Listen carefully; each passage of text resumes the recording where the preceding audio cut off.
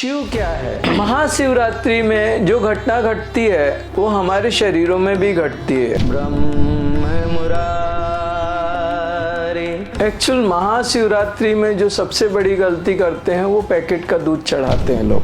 Jersey गाय 5 जानवरों को मिला के बनाई गई है, वो गाय नहीं है। उस समय जो ऊर्जा होती है वो शरीर में इतनी तेजी से प्रवाहित होती है कि हमारे शरीर में भी शिवरात्रि जैसी कोई घटना घटने के लिए प्रयास करती है, प्रयत्न करती है। रुद्र है तो विनाश करेगा, महेश्वर है तो महान ईश में वास दिला देगा, नीलकंठ है तो तुम्हारा विष पी जाएगा। शिव की जो परिक्रमा होती है आधी परिक्रमा होती है, कभी पूरी परिक्रमा नहीं होती उनकी। ओम त्र्यंबकम यजामहे।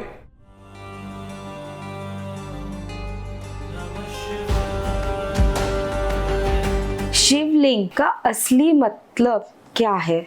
शिवलिंग, शिव क्या है? वो क्या कोई शरीर है या वो शरीरों के परे है? आदि शंकराचार्य ने लिंगाष्टकम बोला है। ब्रह्म मुरारी सुरार्चितलिंगम निर्मल भासित शोभितलिंगम जन्मज दुःख विनाशनलिंगम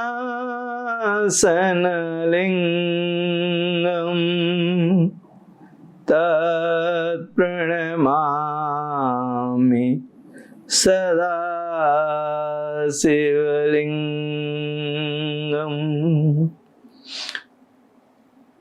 सीधी सीधी बात है, जो आदि शंकराचार्य हुए वो भगवान शिव के स्वरूप हुए, तो उसमें उन्होंने आखिरी में इस श्लोक में कहा है जन्मज दुख विनाशक लिंगम। ये लिंग जो होता है ये अगर शुद्ध हो जाए तो जन्मों जन्मों के दुखों को नष्ट कर देता है। तो भगवान शिव में तो ये लिंग नहीं हो सकता, क्योंकि उनके अंदर दुख कभी आ ही नहीं सकते शिव के अंदर। तो हमारे जो शरीर होते हैं, हायर बॉडीज होती है, उसको हम लोग क्या कहते हैं? लिंग शरीर। हमारे जो शरीर होते हैं वो लिंग शरीर होते हैं। अगर आप क्रीनियल फोटोग्राफी देखो तो वो हमारे जो आउटसाइड बॉर्डर जो आउटसाइडर्स बॉडी है उसको एक लिंग के रूप में शो करते हैं, और वैसे ही होते भी हैं वो। तो उस समय क्या हो जाता है कि जो लिंग शरीर होते हैं उनमें कर्म भरे होते हैं। आदि शंकराचार्य बोलते हैं कि अगर उसमें शुद्धि आ जाए और वो पवित्र हो जाए तो ब्रह्म मुरारी सुरार्चित लिंगम, वो इतना दिव्य हो जाता है, भगवान शिव का उसमें प्रागट्य होता है उस लिंग में। एक्चुअल एक साधक शिवत्व की स्थिति में प्रवेश कर जाता है और ब्रह्मा और मुरारी उसके लिंग की अर्चना कर सकते हैं। ब्रह्म मुरारी सुरार्चित लिंगम निर्मल भासित शोभित लिंगम। वो कब करेंगे? जब वो निर्मल हो जाएगा, जब वो प्रकाश से भर जाएगा, तब शोभायमान होगा प्रकाश की शोभा से, तब वो ब्रह्म मुरारी उसकी अर्चना करते हैं। एक साधक इतना पूज्य हो जाता है कि भगवान भी उसकी पूजा करने लगते हैं, उसके लिंग शरीर जो बाहर। लेकिन कर्म के साथ रहे तो वो पापी है, और क्या कहेंगे? अब वही रावण है, वही दैत्य हैं, और अगर शुद्ध हो गए तो वही शिव है। तो यहाँ पे सीधी सी बात एक है कि हमारे जो बाहर के शरीर हैं, जो हमारी हायर बॉडीज हैं, जब वो शुद्ध होती हैं तो लिंग जो है वो शिवत्व को धारण करता है, वही शिव है। और उसके अंदर जब वो शुद्ध होता है तो उसके अंदर शक्ति का जो एक प्रवाह होता है वही भगवती है। सत्यम शिवम सुंदरम। जहां सत्य है वही शिव है, जहां शिव है वही शक्ति है। तो एक साधक अगर अपने ऊपर के शरीरों को शुद्ध कर ले तो शिवत्व का प्रागट्य होता है, और जैसे ही शिवत्व का प्रागट्य होता है शक्ति अपने आप प्रकट हो जाती है, क्योंकि शक्ति हमेशा शिव की तरफ भागती है। शिव अपने आप शक्ति उसमें प्रवाहित होने लगेगी उस लिंग शरीर में। जो उस लिंग में हो रहा है वो हमारे शरीर के जो लिंग शरीर है उनमें वो घटना होती है। शिव कौन सी एनर्जी है? जैसे क्रिएशन एनर्जी होती है या जो डिस्ट्रक्शन एनर्जी होती है, ब्राह्मी एनर्जी होती है, तो शिव किस एनर्जी से हम, क्योंकि लिंगाष्टकम में भी बोला है कि जलमज एनर्जी है, और दूसरा वो उसकी बैलेंस हम कैसे कर सकते हैं, और कॉन्शियसनेस से क्या जुड़ाव है उसका शिव तत्व का? शिव एक ऐसी व्यवस्था है जो रुद्र है तो विनाश करेगा, महेश्वर है तो महान ईश में वास दिला देगा, नीलकंठ है तो तुम्हारा विष पी जाएगा, और अगर वो तांडव करेगा तो वो तुम्हारे अंदर की जो मन की पीड़ा है उसको नष्ट कर देगा। शिव ने अलग अलग रूप धारण करे हैं और हर रूप में उसकी एक विशिष्ट व्यवस्थाएं हैं, कृपा अलग अलग है शिव की, वो हर रूप में अलग अलग कृपा है। वही सदाशिव है। जैसे एक धातु है, उस धातु से आप अलग अलग यंत्र बना सकते हो, उसको अलग अलग उपयोग में ला सकते हो और उससे अपने जीवन को आसान बना सकते हो। ऐसे ही शिव ने अपने आप को अलग अलग रूपों में अवतरित किया है और उन सब के अलग अलग प्रभाव हैं, विशिष्टताएं हैं। महाशिवरात्रि पर ध्यान क्यों आसान हो जाता है? महाशिवरात्रि में जो घटना घटती है वो हमारे शरीरों में भी घटती है। हमारा जो लिंग शरीर होता है उनमें एक विशिष्ट ऊर्जा प्रवाहित होती है और हमारे लिंगों में एक, हमारे जो लिंग शरीर हैं उनमें एक घटना घटती है। उस समय पूरे ब्रह्मांड की ऊर्जा बढ़ जाती है और हम भी ब्रह्मांड से जुड़े हैं और ब्रह्मांड के एक हिस्सा हैं, तो हमारे अंदर भी ऊर्जा बढ़ती है और उस समय इसलिए वो ऊर्जा हमें शिव की ओर आकर्षित करती है और ढकेलती है। इसलिए शिवरात्रि को ध्यान ज़्यादा आसान होता है और ज़्यादा प्रभावी होता है। दूसरा, जब हम अभिषेक वगैरह करते हैं तो उसका भी प्रभाव हमारे पे आता है। हाँ, जब आप उस शिवलिंग पे अभिषेक कर रहे हो तब आपके लिंग शरीर में भी उसका प्रभाव आता है। जो शीतलता चाहिए, जो शांति चाहिए, वो आपके लिंग शरीर में भी आती है और जो आप कर रहे हो वो आपके हायर बॉडीज में फ्लो होता है। उसके कारण हमारी जो शुद्धि होती है और एक साधक उन कर्मों से मुक्त होता है। महाशिवरात्रि पर देखते हैं कि लोग 3 गलतियां ज्यादा करके करते हैं। एक, जो दिखावा लोग करते हैं, दूसरा गलत एक्सपेक्टेशंस रखते हैं, और तीसरा बहुत सारे रीति रिवाज में बंध के खुद को थका देते हैं। तो इन पे आपके क्या विचार? एक्चुअल महाशिवरात्रि में जो सबसे बड़ी गलती करते हैं वो पैकेट का दूध चढ़ाते हैं लोग। पैकेट के दूध में सबको मालूम है केमिकल होता है और वो शुद्ध नहीं होता, उस पे विश्वास नहीं किया जा सकता। आज के समय में उस पे विश्वास करना उचित नहीं है। मैं कंपनी का नाम नहीं लूँगा। तो उस समय कोशिश करें कि देसी गाय, अगर गिर गाय है या जो भी देसी गाय हैं, जिनके गाय के ऊपर ऐसे थंब हो गले के पीछे, वो देसी गाय होती है। जर्सी गाय 5 जानवरों को मिला के बनाई गई है, वो गाय नहीं है। तो भगवान शिव को जो आप समर्पित करोगे वो आप थोड़ा सा 50 ग्राम बस करो, 50 ml भी करो, लेकिन शुद्ध करो। कोशिश करो कि कहीं से आपको शुद्ध दूध मिले, और नहीं मिलता तो कम से कम शुद्ध जल आप समर्पित करो। एक चीज। दूसरी चीज, आपने वो जो जल गिरता है उसके ऊपर पैर नहीं पड़ना चाहिए आपका। तीसरी चीज, शिव की जो परिक्रमा होती है आधी परिक्रमा होती है, कभी पूरी परिक्रमा नहीं होती उनकी। इसीलिए लोग, क्योंकि वो जो जल होता है वो सामने से बहता है, उसको हम ऐसे जंप उसके ऊपर से नहीं निकल सकते, तो शिव की हमेशा आधी परिक्रमा ही करें। तीसरी चीज, जब भी आप रुद्राभिषेक करते हैं तो जो सामग्री है वो शुद्ध हो, चाहे आप थोड़ी सी सामग्री लो, अगर आप लेते हो लेकिन वो शुद्ध लो और पूरी पवित्र हृदय से उसको समर्पित करो, भगवान प्रसन्न होते हैं। एक चीज। दूसरी चीज है, अगर आप सामग्री नहीं मिलती तो आप सिर्फ महामृत्युंजय मंत्र से भी अगर थोड़ा समय अगर शिवलिंग के सामने शांति से आगे पीछे कहीं बैठ के और महामृत्युंजय मंत्र करके आप सोचो कि ये महामृत्युंजय मंत्र हम शिवलिंग को समर्पित कर रहे हैं, हमारा महामृत्युंजय शिवलिंग को जा रहा है, तो वो सबसे बेहतरीन है। जब वो महामृत्युंजय उसमें जाता है, महामृत्युंजय का मतलब होता है ओम त्र्यंबकम यजामहे। ओम मतलब आ उ मा, ब्रह्मा विष्णु महेश, और ऊपर जो शक्ति है वो आद्य शक्ति है, चंद्र बिंदु। त्र्यंबकम उसका मतलब होता है कि ब्रह्मा बन के हमारे जीवन में जो प्रकट करना है वो हमारे जीवन में प्रकट करो, जो हमें चाहिए। विष्णु बन के जो हमारे जीवन में अच्छा है उसको आप कंटिन्यू करो, उसका पालन करो। और रुद्र बन के, महेश बन के हमारे जीवन में जो अच्छा नहीं है उसको डिस्ट्रॉय कर दो। त्र्यंबकम यजामहे, पालन करिए ऐसे। ओम त्र्यंबकम यजामहे सुगंधिम पुष्टिवर्धनम। आप ऐसा पालन करिए जिससे हमारा जीवन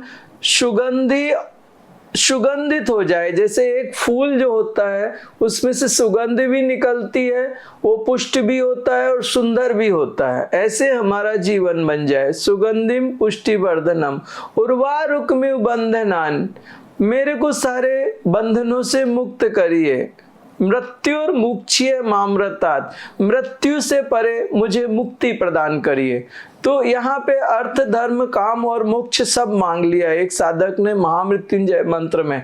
तो उस समय भगवान प्रसन्न होते हैं, उस समय आप महामृत्युंजय मंत्र से अपने लिए ये चारों चीजें मांग सकते हो। वो ऊर्जा जब आपकी शिवलिंग में प्रवेश करती है तो वहां से ब्लेसिंग्स आती है और आपके जीवन को बेहतर करती है। जो बहुत सारी विधियां बताई गई हैं, उसका पालन करना और मंत्र जाप करना, इनमें क्या? आप शुद्ध हृदय से भगवान को शुद्ध सामग्री समर्पित करिए, जल समर्पित करिए, देसी गाय का दूध समर्पित करिए, शुद्ध घृत हो, देसी गाय का मधु हो और पंचामृत हो। जब आप ये समर्पित करते हैं और शुद्ध हृदय से समर्पित करते हैं, भवानी पतिम भावगम्यम, उनके पास कोई कमी नहीं है। आप सिर्फ भाव आपका अंदर का शुद्ध हो, प्रेम से भरा हुआ भाव हो, वो शिव उसको स्वीकार कर लेता है। वैसे तो बड़े बड़े लोग हीरे मोती के लिंग बनाते हैं, लेकिन उसको सिर्फ भाव पसंद है, वो भाव पे जाता है, आपकी भावनाओं पे जाता है। तो एक तो सामग्री शुद्ध हो, दूसरा आपकी भावनाएं पवित्र हो। शिवरात्रि पर सिर्फ 5 मिनट ध्यान करके, चक्रा पे फोकस करके या ब्रीदिंग पे फोकस करके अगर आप कुछ साधना बता सकते हो तो। एक शिवरात्रि में अगर लिंग है, किसी के घर में लिंग है, शिवलिंग है, उसके सामने ज्योति प्रज्वलित करें और उस ज्योति को देखते हुए आंख बंद कर लें और उस प्रकाश का एक लिंग बन जाता है। अनुभव करें कि आप एक लिंग शरीर हैं, ओवल शेप है आप एक, और उसमें एक ज्योति प्रज्वलित है। उस ज्योति को आप ध्यान करें उस लिंग के भीतर, तो आपके लिंग शरीर में ऊर्जा प्रवाहित होनी शुरू हो जाती है। एक ओवल शेप का जो लिंग है उसमें एक ज्योति को अनुभूति करें, उसको इमेजिन करें और उस ज्योति को जितना आप देखते जाएंगे वो प्रकाशित हो जाएगा और उससे आपके लिंग शरीर प्रभावित होते हैं, वो तेजोमय होते हैं। शिव जी के हाथ में जो डमरू है वो किसका प्रतिनिधित्व करता है? जब भगवान शिव डमरू बजाते हैं तो उनके डमरू से एक तरफ से स्वर निकलते हैं और एक तरफ से व्यंजन निकलते हैं। जो स्वर हैं वही भैरव हैं और जो व्यंजन है वही भैरवी है। डमरू बजाने से भी जो आवाज आता है उससे हमारे सांसों पे या माइंड पे कोई फर्क पड़ता है उससे? हाँ, उससे वो जो ऊर्जाएं निकलती हैं, एक्चुअल शिव ने अपने आप को अलग अलग रूपों में, जो शक्तिपीठ है उनके एक एक शक्तिपीठ पे एक भैरव रखे हैं। तो जो शक्ति के साथ भैरव रखे हैं वो शक्ति को, मेल और फीमेल एनर्जी को बैलेंस करते हैं। वहाँ पे अग्नि और जल दोनों एक साथ होते हैं। तो जब शिव का डमरू बजता है तो जो अग्नि और जल वो संतुलित होते हैं, पूरे ब्रह्मांड में ऊर्जा संतुलन होता है। महाशिवरात्रि में नींद कम हो जाती है, मीन्स जब रात्रि जागरण होता है तो नींद कम हो जाती है, तो इसका कोई कारण एक है कि रात्रि में सूर्य का तेज प्रवेश कर जाता है। वो रात्रि सिर्फ चंद्रमा की नहीं है, वो शीतलता की नहीं है, उसमें शिव तत्व प्रवेश कर गया, उसमें एक अग्नि प्रवेश कर गई। और जो ऊर्जा अग्नि की ऊर्जा होती है वो हमेशा नींद को कम करती है। जो चंद्रमा की ऊर्जा है वो नींद को बढ़ाती है, और जो अग्नि की, सूर्य की ऊर्जा होती है वो नींद को कम कर देती है। तो शिवरात्रि सिर्फ चंद्रमा की विशिष्टता से नहीं होती, उसमें चंद्रमा विशेष रूप से नहीं होता, उसमें सूर्य की ऊर्जा प्रवेश करती है। सूर्य और चंद्र, भगवान शिव सूर्य रूप में है और भगवती चंद्र रूप में है, तो यहाँ पे दोनों का मिलन होता है आपस में। तो उस समय चंद्रमा की 16 कलाएं और सूर्य की 12 कलाएं जब आपस में मिलती हैं तो 3 गुनी ज्यादा हो जाती हैं। उस समय चंद्रमा की विशिष्टता नहीं होती, उस समय सूर्य और चंद्रमा की कलाएं आपस में मिलती हैं, और जब वो मिलती हैं तो उस समय एक अलग तेज प्रकट होता है। उसमें नींद का प्रभाव नहीं होता, उसमें एक इस सर में ऐसे लगता है जैसे कुछ अलग दर्द जैसा करता है। उस समय जो ऊर्जा होती है वो शरीर में इतनी तेजी से प्रवाहित होती है कि हमारे शरीर में भी शिवरात्रि जैसी कोई घटना घटने के लिए प्रयास करती है, प्रयत्न करती है। अगर जीवन में भारीपन है, डर है, उलझन है, तो शिवरात्रि करने से उसमें क्या फर्क पता चले? जो भी आता है हमारे ऊपर के शरीरों से ही हमारे को सप्लाई होता है। अगर ऊपर के शरीर शुद्ध हैं, वो लिंग शरीर शुद्ध हैं, तो हमारा जीवन बेहतरीन होगा। अगर लिंग शरीर शुद्ध नहीं है तो जीवन बेहतरीन नहीं हो सकता। इसलिए जब हम लिंग शरीर की या शिवरात्रि में हम रुद्राभिषेक करते हैं या लिंगाष्टकम या लिंग शरीर की साधना करते हैं तो हमारे लिंग शरीर शुद्ध होते हैं और हमारा जो जीवन है वो ज़्यादा बेहतरीन होता है। कुछ भी करने से करते हैं हम लोग पूजा पाठ, तो उसमें एक रिवाज है कि मांगते हैं भगवान से कुछ भी। तो शिवरात्रि करते हुए क्या मांगना चाहिए भगवान शिव से? भगवान की कृपा, बस परमात्मा की कृपा। जैसे एक पुत्र अपने पिता से जो मांगता है कृपा, माता से ममता और परमात्मा से कृपा, इसके अलावा कुछ नहीं, क्योंकि उस कृपा में वो सब दे देता है। आप मांगोगे आप चले जाओगे, और जब आप सिर झुका के समर्पण कर दोगे वो सब दे देगा। तुम जितना मांग नहीं सकते उससे ज़्यादा दे देगा। बस यही थे क्वेश्चन। नमः शिवाय। एक लास्ट था, शिव जी को सुषुम्ना, रुद्र को सुषुम्ना से कनेक्ट किया जाता है, तो उससे उसका कोई फर्क पड़ता है हमारे शरीर में? रुद्र को पिंगला से कनेक्ट किया जाता है, और जब ईडा और पिंगला नाड़ी की दोनों की ऊर्जाएं एक साथ मिलती है तो वो सुषुम्ना में प्रवेश करती हैं। अकेली पिंगला, अकेली ईडा सुषुम्ना में प्रवेश नहीं करती, जब दोनों मिलती हैं तो सुषुम्ना में प्रवेश करती हैं। और जब वो सुषुम्ना में प्रवेश करती हैं तो वो ऊपर की ओर उछलती हैं और वो ब्रह्म नाड़ी में आत्म साक्षात्कार की ओर चलती है। उस समय साधक एक विशिष्ट स्थिति में होता है, गहरी समाधि में जाता है और वो सिद्धत्व की ओर प्रवाहित होता है, शिव तत्व की ओर तीव्रता से आकर्षित होता है, आगे बढ़ता है। नमः शिवाय। धन्यवाद। आप सभी को शिवरात्रि की बहुत बहुत शुभकामनाएं। भगवान अर्धनारीश्वर परमात्मा आप सभी पे कृपा करें और आपकी शिवरात्रि मंगलमय हो। भगवान की खूब सारी कृपा आप सभी को मिले। हैप्पी शिवरात्रि।